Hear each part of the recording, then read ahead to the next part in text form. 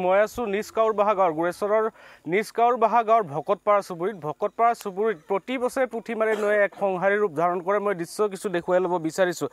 এনেদৰে পুঠিমাৰী নৈখনৰ বুকুত ইতিমধ্যে কেইবাটাও পৰিয়ালৰ ঘৰ মাটি বিলীন হৈ গৈছে। নৈয়ে তেওঁলোকৰ সকলো নিশেষ কৰি পেলাইছে। এতিয়াও উন্মুক্ত হৈ আছে এই নৈৰ পাৰ। ইয়াত মথাউৰিৰ ব্যৱস্থা নাই, কোনো ধৰণৰ জিঅ' বেগৰ ব্যৱস্থা চৰকাৰে কৰা নাই, যাৰ বাবে আতংকিত হৈছে এইসকল লোক।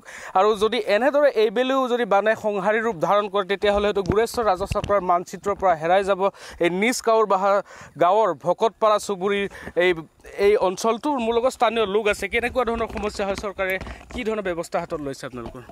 পেষ্টিঙৰ ক্ষেত্ৰত কোনো একো ব্যৱস্থা কৰা নাই আজিলৈকে। সন্মুখতে ক'ৰবাত 1000 মিটাৰমান কাম কৰিছে নেকি আজি 2-3 বছৰ আগতে। সেনেকৈ যি আছে এনেকুৱাই, মানে বেক চাইডৰখিনি গোটেই আমাৰ এইখিনি বেংগলী পৰিয়াল আছিলে, নাই বোলে ইয়াত 41 মান সিহঁতৰ পৰিয়াল আৰু আমাৰ শৰণীয়া মানুহ আছে 21 ঘৰমান, গোটেই মিলি 55 মান এনেকুৱা পৰিয়াল গোটেই চুবুৰীটোত। আৰু তাৰে নাই বোলে 15 ঘৰ 14 ঘৰ মানুহ প্ৰায় একদম বহুত বেয়াকৈ ক্ষতি হৈছে। এইবিলাক ঘৰ দুৱাৰ সিহঁতৰ ভাঙিব লগা হ'ল, প্ৰায় সিহঁতৰ থকাৰে জেগা নাই।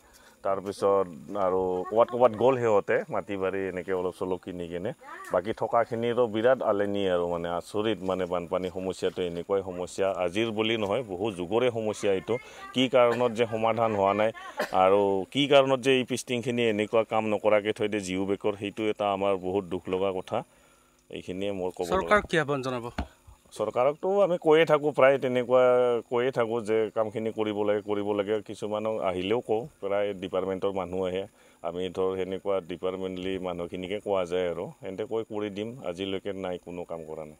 প্ৰমোদ বড়োৰ যি পৰিৱৰ্তনৰ কথা কয়, 5টা বছৰ কৰিল, পুনৰ নিৰ্বাচন আহিল, লগতে বিধানসভা নিৰ্বাচন আহি আছে। এই নিৰ্বাচনত আপোনালোকে কি ব্যৱস্থা ল'ব গাঁওবাসী? এইটো গাঁৱৰ মানুহখিনিৰ ওপৰত সিদ্ধান্ত হ'ব, এইটো মই সকলোৱে ক'ব নোৱাৰিম কি হয়। হয়, এনেদৰে আচলতে সকলো চিন্তিত হৈছে, যিহেতু বাৰিষা সমাগত আৰু বাৰিষাৰ লগে লগে এই গাঁওসমূহত পানী হুৰাই সোমাব আৰু লোক আছে, মহিলা আছে। আপোনালোকৰ কেনেকুৱা অৱস্থা হয় যেতিয়া বানপানী হয় এই অঞ্চলসমূহত? বানপানীটো অৱস্থা বেয়া আমাৰ। কিমান পৰিয়ালৰ ঘৰ হেৰাই গ'ল নদীত? এই 30-35 ঘৰমান এনেকুৱা গিৰি আছিল। এতিয়া আমি থাকি যাই আৰু 10 ঘৰমান মানুহ আছোঁ। এতিয়া চবেই লোকে বেলেগ জেগা কৰি গুচি যাব লগা হৈ গ'ল। আমাৰ এতিয়া থাকাকেইটাৰ আৰু চিন্তা, এই বাৰিষা পৰিল বানপানী হ'লে, যিহেতু প্ৰতি বছৰে বানপানী হয়, আপোনালোকে ক'ত আছে? থাকা গেছি বস্তি বাৰী কিনবা নৰাগলে, মাটি বাৰী কিনবা নৰাগলে, এতিয়া থাকা গেছি আৰু উপায় নাই। নদী আহিলে আৰু কি হ'ব। বানপানীৰ সময়ত আপোনালোকে ক'ত আশ্ৰয় লয়? আমি মাথাউৰিত লওঁ। চৰকাৰৰ মানুহে খবৰ লয় নে নাই তেতিয়া? খবৰ লয়, ল'লে কি হ'ব, অলপ কিবা ৰেচন অলপ দিব আৰু তাৰ পৰা আৰু একো খবৰ নলয়।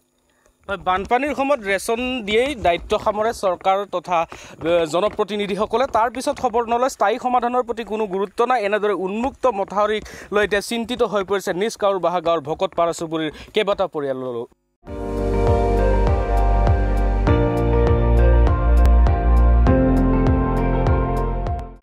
আপুনি চাই আছে ND24, সৰ্বশ্ৰেষ্ঠ নহয়, সৰ্বোত্তমৰ দৌৰ।